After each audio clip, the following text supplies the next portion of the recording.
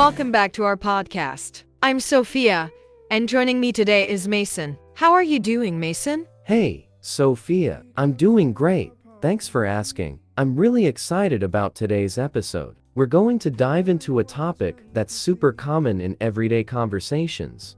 Where are you from? It's such a simple question, but it can lead to some really interesting discussions. Absolutely. It's one of those questions that seems basic, but it opens up so many possibilities for deeper conversation. Whether you're meeting someone new or just catching up with an old friend, asking "where are you from" can reveal a lot about a person. Right. And it's not just about the location. It's about the experiences, the culture, and even the little quirks that make a place unique. Let's start by talking about how to ask this question in a friendly and natural way. Sure, when you ask, "where are you from?" you're essentially inquiring about someone's place of origin or their hometown. It's a great way to start a conversation and find common ground. Exactly. And there are different ways to phrase it, depending on how formal or casual you want to be. For example, you could ask, "Where did you grow up?" Or, "What's your hometown?" Both of these questions are quite similar, but might fit different contexts.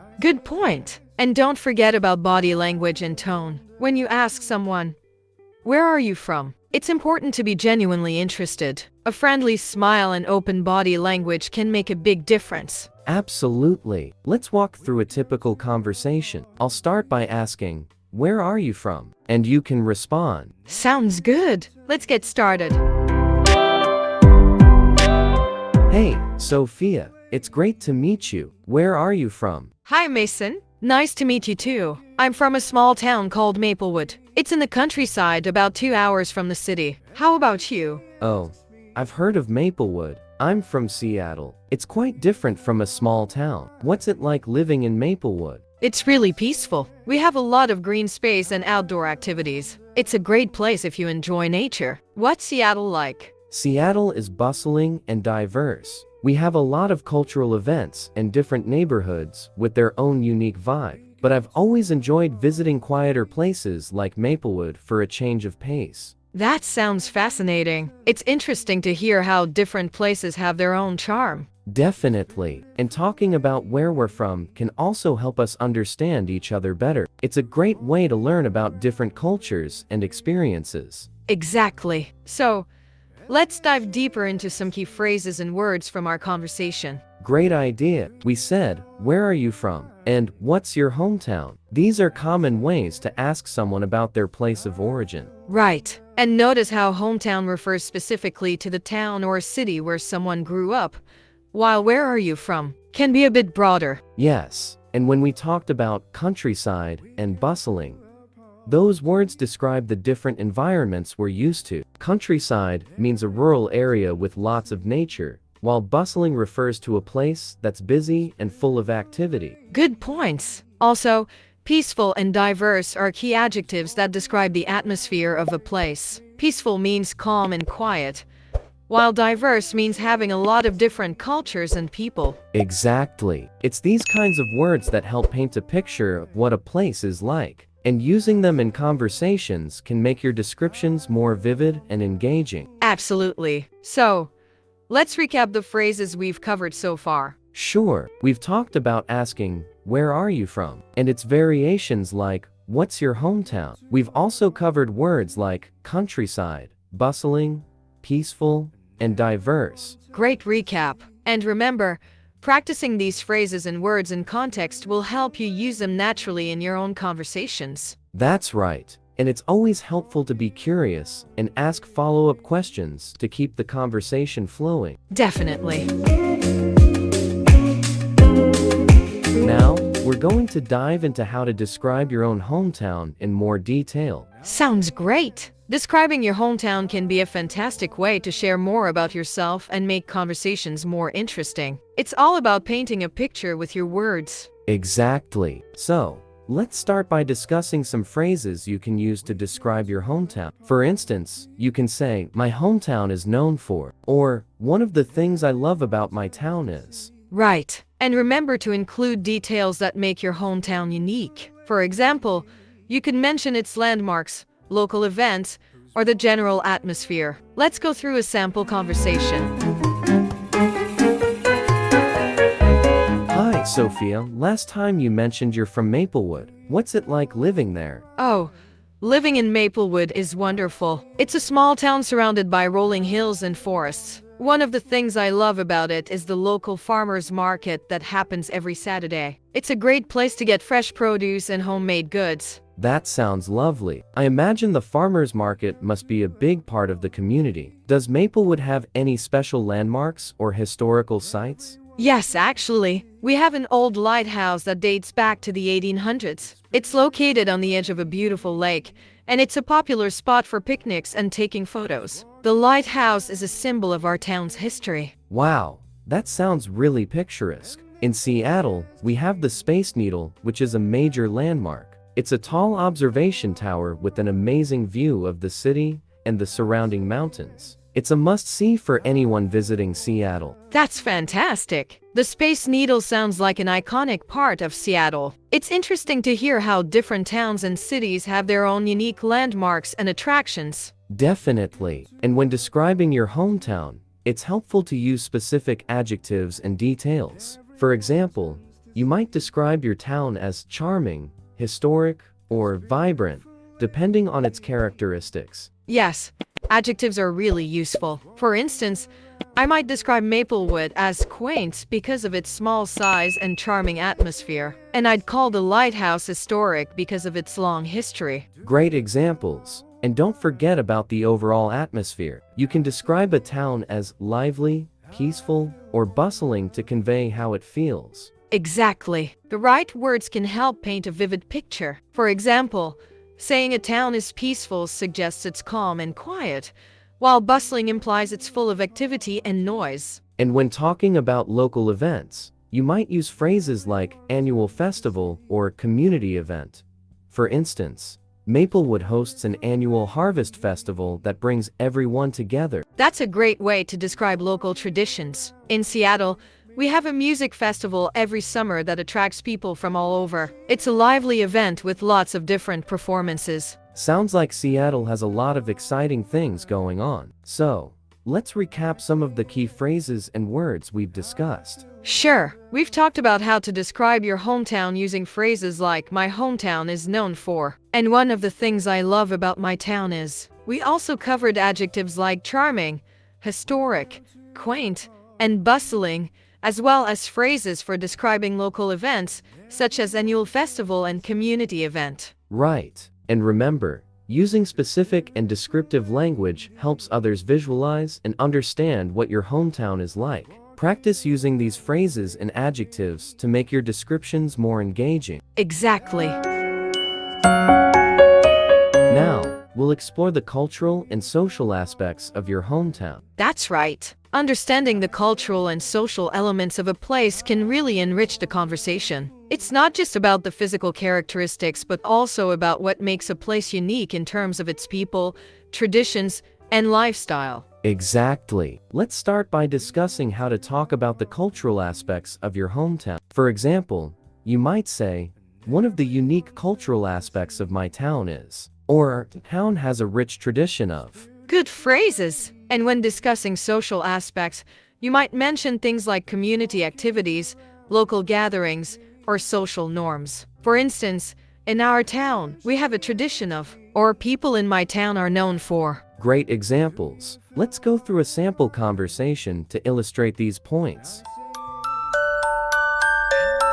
Hi Mason, you've told me a lot about Seattle. Can you share some cultural and social aspects of the city? Sure. One of the unique cultural aspects of Seattle is its coffee culture. We're known for having a lot of coffee shops, and many people enjoy meeting up at cafes. It's a big part of our daily life. That's interesting. In Maplewood, we have a tradition of community storytelling events. Every month, locals gather to share stories and folk tales. It's a great way to keep our local history and traditions alive. That sounds wonderful. It's great to hear how different places have their own traditions. Seattle also has a strong music scene. We host a lot of live music events and festivals throughout the year. Oh, that sounds lively. Maplewood has a community fair every summer where people come together to enjoy food, games, and music. It's a fun event for all ages and a great way to build community spirit. That's fantastic. It's amazing how these events and traditions bring people together. And speaking of community spirit, Seattle is known for being very environmentally conscious. We have a lot of green initiatives and recycling programs. That's impressive. In Maplewood,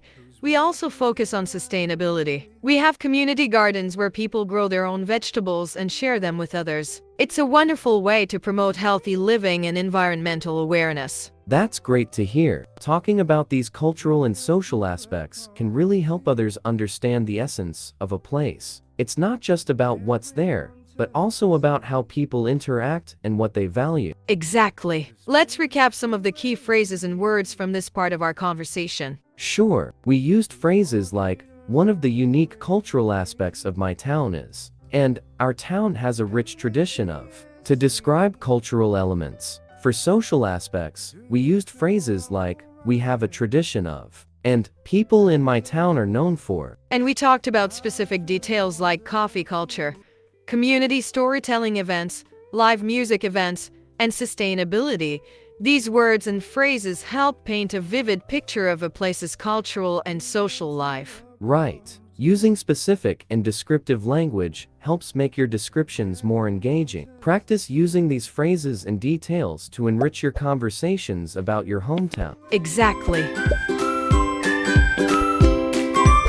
Now, we talked about asking about someone's origin, describing your hometown, and exploring cultural and social aspects. We'll focus on connecting these descriptions to personal experiences. That's right. When you describe your hometown, sharing personal stories and experiences can make your description more engaging and relatable. It's a way to connect with others on a deeper level. Exactly. So, let's explore how to weave personal anecdotes into your descriptions. For instance, you can say, one of my favorite memories from my hometown is, or a special experience I had in my town was. Great phrases. Personal experiences add a unique touch to your conversation. Let's go through an example conversation where we include personal stories. Hi, Sophia. You've shared a lot about Maplewood. Do you have any personal stories that stand out? Oh, definitely. One of my favorite memories is from the summer fairs we have in Maplewood. I remember one year when I participated in a pie eating contest. It was so much fun, and I ended up winning first place. That sounds like a blast. I bet it was a memorable experience. In Seattle, we have an annual music festival that I look forward to every year. One time, I got to meet one of my favorite bands there. It was an unforgettable moment for me. That sounds amazing. It's great how personal experiences can make our hometowns feel special. Another memory I cherish is going on hiking trips in the nearby hills with my friends. The views are breathtaking, and those hikes always brought us closer together. Hiking trips sound wonderful. I also have a special memory related to Seattle's coffee culture. There's a small cafe that I used to visit every morning before work. The barista knew my order by heart, and it became a comforting routine. That's a lovely story. Personal routines and favorite spots can really highlight what makes a place special. And when sharing these stories, try to include details that evoke emotions and paint a vivid picture. Absolutely. For instance, you might describe the scent of freshly baked pies, or the energetic atmosphere of a music festival. These details make your stories more vivid and engaging. Yes, and don't forget to use descriptive language. Instead of just saying, the fair was fun, you could say, the fair was filled with laughter and excitement as everyone enjoyed games and delicious treats. Great point. Using specific and descriptive language helps others visualize and connect with your experiences. And remember, sharing personal anecdotes can make conversations more relatable and memorable. Exactly. Let's recap some of the key phrases and tips from this part. Sure, we discussed phrases like, one of my favorite memories from my hometown is, and a special experience I had in my town was. We also talked about using descriptive language to paint a vivid picture of your experiences. And don't forget to include details that evoke emotions and create a connection. Whether it's a fun event, a personal routine, or a favorite spot, these stories can make your descriptions come alive. Right. And practice sharing these stories to make your conversations more engaging. The more you use descriptive language and personal anecdotes, the more compelling your descriptions will be. That's a great tip. Over the past episodes, we've covered a lot about asking about origins, describing your hometown, exploring cultural and social aspects, and connecting personal experiences. That's right. In this final part, we'll discuss how to apply everything we've learned in real-life conversations and offer some final tips for effective communication. Excellent! To start, let's review the main phrases and words we've discussed throughout the series. Repeating these will help reinforce your understanding. Great idea. We've used phrases like, "Where are you from?" "I'm from place," and "one of the unique aspects of my town is." Let's go over these phrases with some examples. Hi, Sophia. Let's practice using these phrases. Imagine you're meeting someone new. How would you introduce where you're from? Sure, I might say, "Hi, I'm Sophia. I'm from Maplewood, a small town known for its beautiful parks and friendly community." That's a great introduction. It's clear and includes some interesting details about your town. Now, if you wanted to share something unique about Maplewood, what would you say? I'd say, "One of the unique aspects of Maplewood is our annual summer fair, where we have lots of fun activities and local food. It's a big event that brings everyone together." Perfect. Including specific details makes your description more engaging. How about talking about a personal experience related to the fair? I could add, "Last year, I participated in a pie eating contest at the fair and ended up winning first place. It was such a fun and memorable experience." That's a wonderful way to make your story more personal. Now, let's switch it up. If I were to describe Seattle, I might say, "I'm from Seattle, which is famous for its coffee culture and beautiful waterfront.